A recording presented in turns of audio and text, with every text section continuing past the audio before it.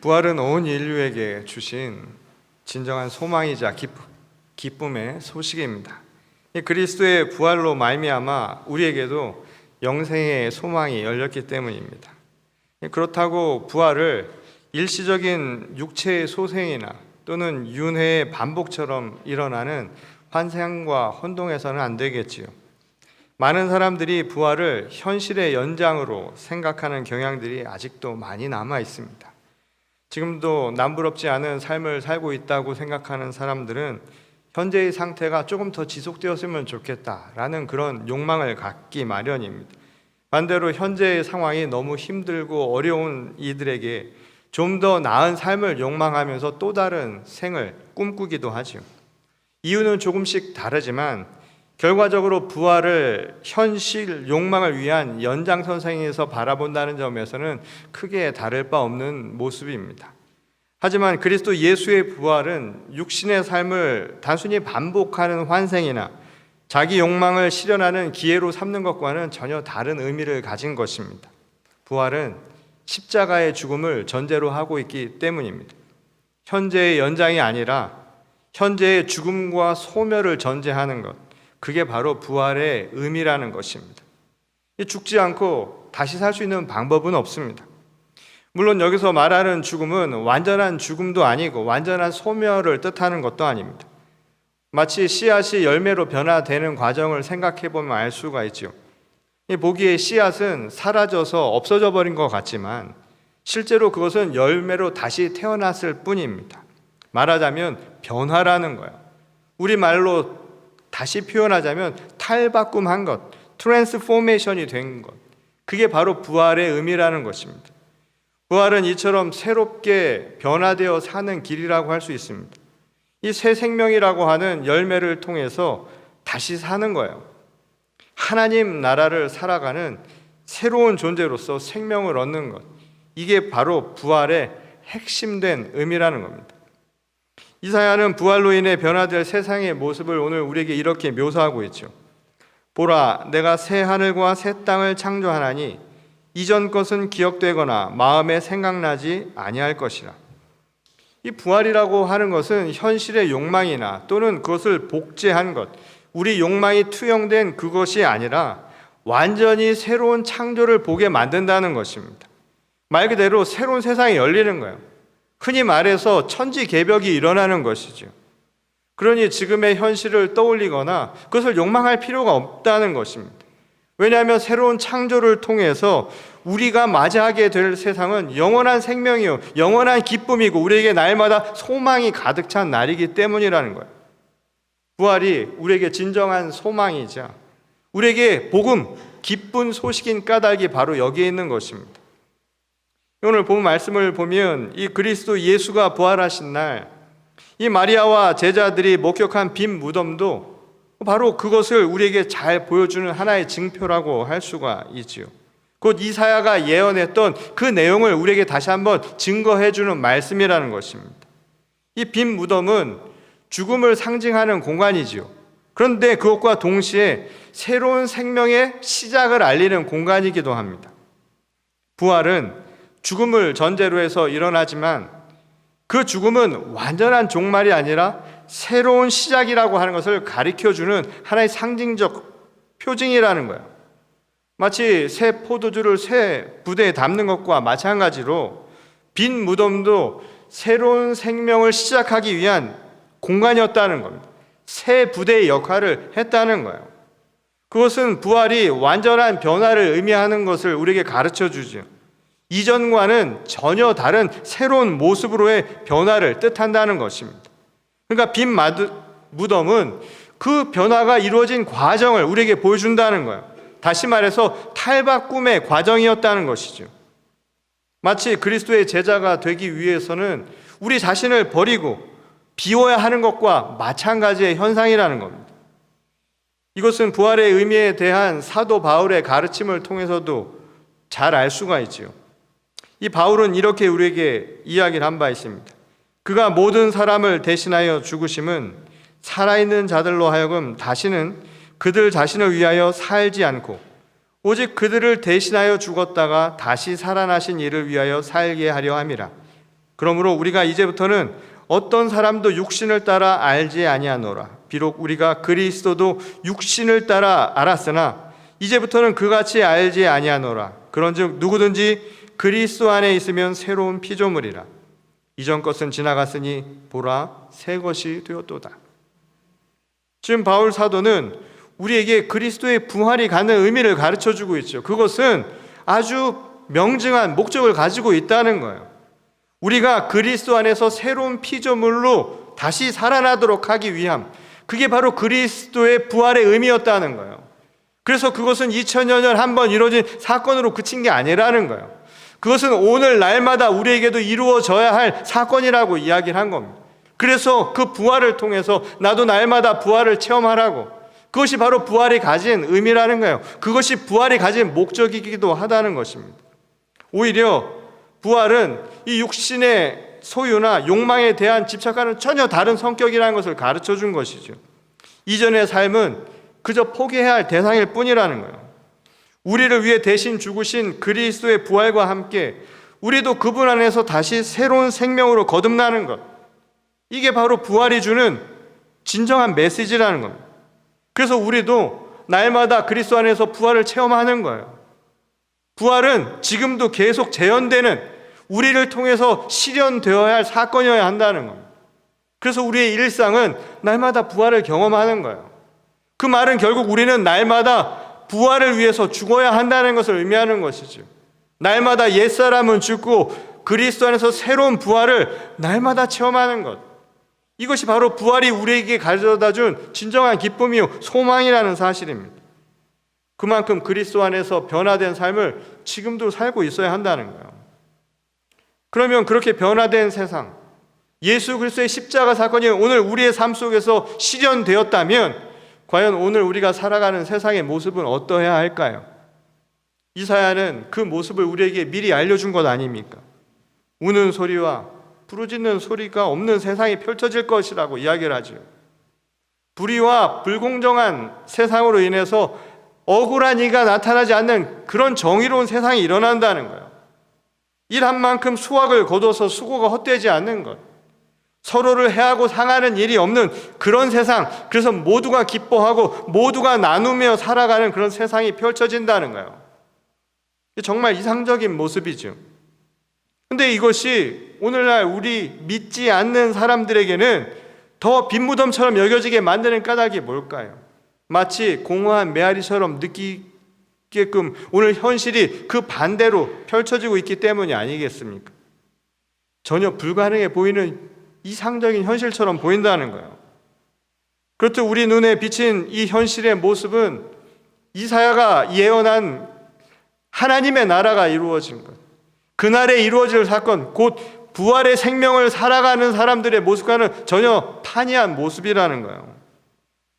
이 경제적 빈부격차만 해도 그렇죠. 오늘날은 빈곤 계층일수록 상대적 박탈감을 너무 심하게 느낄 만큼 이 불평등의 골이 아주 깊어진 시대를 살아가고 있습니다.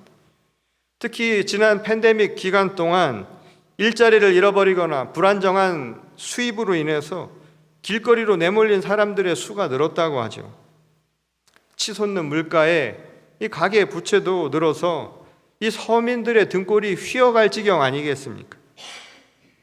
여기에 더해서 패권을 쟁취하기 위해서 벌이는 국가 간 경쟁도 일반 서민들의 일상을 불안하게 만드는 요소가 되고 있습니다.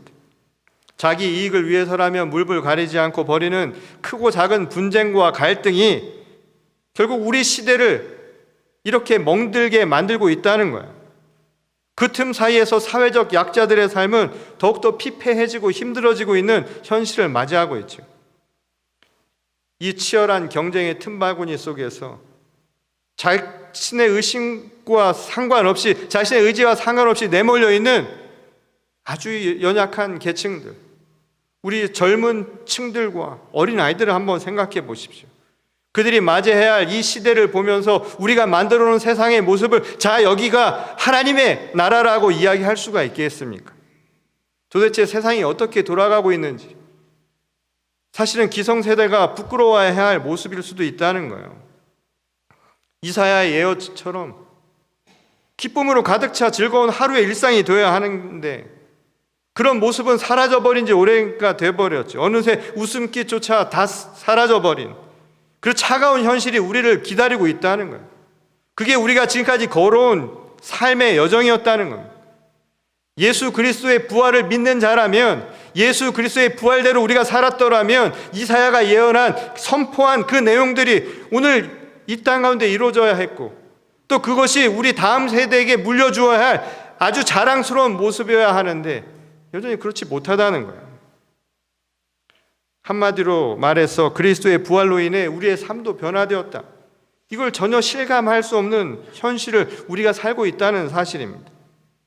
오늘 그 모습을 우리는 예수 그리스도의 시체가 사라진 것만 확인하고 되돌아간 이 제자들의 모습을 통해서도 다시 한번 발견하게 되죠.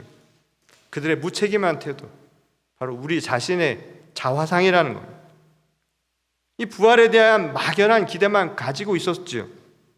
전혀 그 의미를 깨닫지 못했다는 것을 보여주는 모습이었다는 거예요.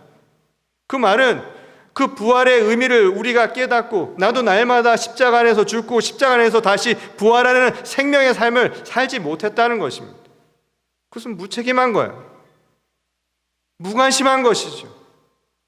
오늘 다음 세대에게 부활의 기쁜 소식을 전하며 그들에게 부활의 놀라운 역사를 보여줘야 할 우리가 그렇게 살지 못했다라는 무책임한 현실이라는 거예요. 그 이유는 너무나 분명하지요. 이 보이는 것만 믿었던 신앙의 얄팍함이 만들어낸 현실이라는 거예요. 이 제자들만 봐도 그렇습니다. 이 빈 무덤을 보고도 예수님이 이미 자신들에게 여러 번 이야기했던 이 부활에 대한 결과라고 그들은 전혀 생각하지 못했던 거예요. 그들의 태도는 부활하신 예수의 이후의 행적을 통해서도 그대로 나타나죠. 이 자신들을 찾아오신 이 부활의 예수를 보고도 그들은 의심을 했습니다.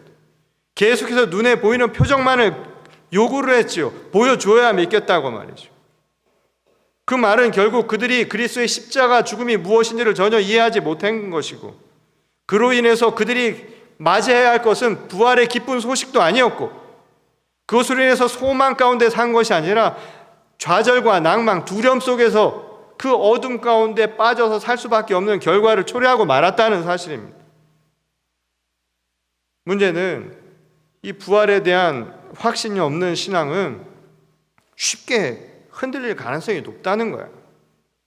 이 뿌리가 깊지 않은 신앙은요, 언제든 무너지기 십상입니다. 제가 언젠가 이 위에 있는 그 포틀랜드 지역, 오레건 지역을 한번 간 일이 있는데, 그 가로수들을 보면서 제가 놀란 게 한 가지가 있어요. 나무는 굉장히 큰데 여기보다 훨씬 나무가 많고 훨씬 울창한데 이 길가에 나무들이 여기저기에 쓰러져 있는 거예요. 큰 나무들이, 작은 나무도 아니고. 그래서 현지에 있는 분에게 물었더니 그 이유가 거기에는 비가 많이 와서 나무들이 뿌리를 깊이 내릴 필요가 없는 거예요. 그러니까 뿌리가 깊지 않으니까 작은 바람에도, 아주 크지 않은 폭풍 후에도 그렇게 쉽게 무너지더라는 거예요. 우리의 신앙도 마찬가지죠. 눈에 보이는 현실적인 드러나는 것에 매달리다 보면 보이지 않는 이 믿음의 뿌리를 깊이 내리지 못한다는 거예요. 거기에 소홀하게 되면 결국 작은 풍상에도 무너지는 것, 그게 바로 우리들의 신앙 모습이란 거예요. 그것은 우리의 신앙 생활에서도 여전히 나타나죠. 눈에 보이는 열매, 눈에 나타나는 손에 잡을 수 있는 것은 그렇게 갈망하고 그것을 향해서는 많은 기쁨을 누린다 생각하면서도 그것을 위해 거쳐야 할 보이지 않는 신앙의 수고와 노력들은 기울이지 않는다는 거예요. 거기에는 인색한 신앙, 바로 그것이 오늘날 현실이 드러내주는 모습이라는 것이죠. 다시 말해서 눈에 보기 좋고 귀에 듣기 좋은 것만 취하는 겁니다. 이 지극히 그래서 자기 중심적인 신앙에 빠지기 십상이라는 거예요. 모든 것의 근거가 어디서 나오냐면 자기에게서 나오는 거예요. 이 자기라고 하는 것은 결국 자기 욕망에 의해서 결정되는 것 아닙니까? 눈에 보이고 귀에 들어오는 것, 손에 잡히는 것만 가지고 판단하기 십상이라는 거죠. 자기도 모르는 사이에 그래서 높은 곳에 앉기를 좋아하고 관심받으면서 사람들의 이목에만 집중하는 이 율법주의의 위선적인 신앙과 아주 다를 바 없는 모습을 오늘날 우리들에게서도 찾아볼 수 있게 되는 이유라는 겁니다. 진정한 부활의 의미는 빈 무덤을 바라보면서도 새 하늘과 새 땅이 시작된다는 사실을 볼 수 있는 바로 그 시선에서부터 시작하는 거예요. 그 변화는 저절로 발생하는 게 아닙니다. 자기를 부인하지 않고는 여전히 자신의 욕망의 연장선상에서 생각하는 그 자신을 부인하지 않고는 볼 수 없는 거예요. 스스로 만들어가야 한다는 겁니다. 이 자기 욕망을 구하는 육신의 사람에서 벗어나야 하는 거예요.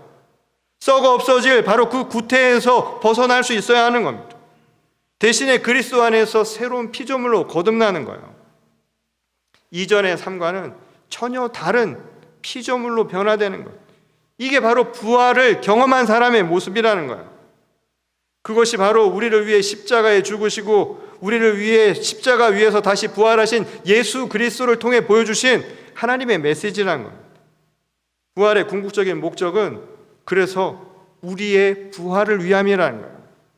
내가 죽고 내가 다시 태어나기 위함입니다. 그것은 오늘 날마다 이루어져야 할 우리 일상을 통해서 증거되어야 하는 모습이라는 거예요.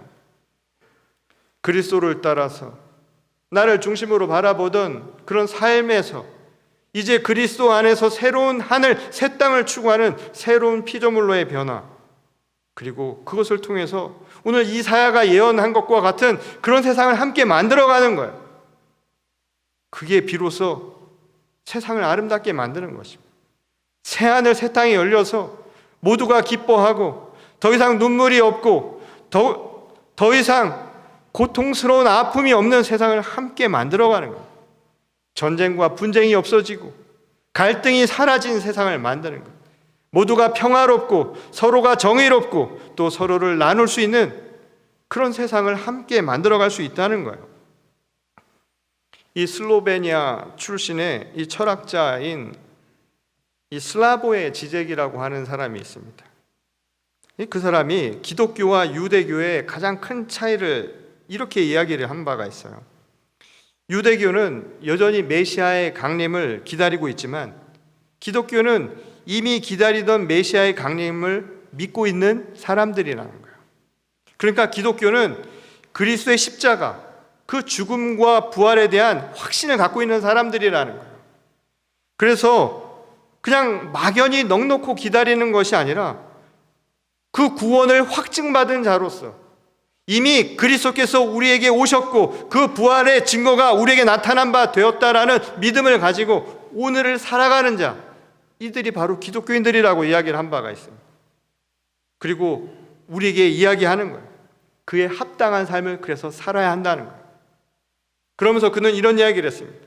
그것이 참을 수 없는 부담을 지는 것과 같을 것이라고. 현실은 어렵지요. 불편하지요.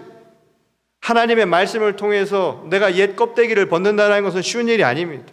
번거로운 일이 될 수도 있죠. 참을 수 없는 고통스러운 일이 될 수도 있습니다. 그 부담을 지는 것, 그게 바로 그리스도인이라는 거예요. 그런 소명의식을 갖는 것, 그것이 바로 부활을 믿는 자의 모습이라고 이야기한 겁니다. 그것은 예수님의 마지막 유언을 통해서도 나타나죠. 누가복음 21장 36절의 말씀을 보면 예수께서 우리에게 말씀하신 바 이렇습니다. 이러므로 너희는 장차 올 이 모든 일을 능히 피하고 인자 앞에 서도록 항상 기도하며 깨어 있으라 하시니라. 여러분, 항상 기도하며 깨어 있으라는 이 말씀이에요. 그거 쉬운 일 아니죠. 항상 깨어 있고 항상 기도하는 거 쉬운 일 아닙니다. 참기 어려운 일인 거예요. 그 부담을 지라는 거예요. 그것이 주님의 말씀입니다. 그리고 그것이 바로 부활의 의미라는 거예요. 또 그렇게 살아갈 때 하나님의 나라가 이 땅 가운데 이루어지는 놀라운 역사가 임할 것이라고 말씀하신 겁니다. 여러분, 십자가의 죽음은 우리를 향한 아버지 하나님의 사랑을 확증한 사건이었습니다. 그것도 비극적인 결말로 끝난 게 아니에요. 새로운 출발, 새로운 생명을 알리는 일종의 신호탄과 같은 서막이었습니다. 우리의 죄를 용서하시고 다시 사는 부활의 소망을 주신 거예요. 근데 이 부활과 그리고 십자가의 죽음 사이에는 하나의 연결고리가 반드시 있어야 한다는 거예요. 이것이 없으면 이 둘은 무관한 사건일 수 있다는 거예요. 바로 참을 수 없는 부담을 지는 것, 바로 그 소명의식이라는 거예요.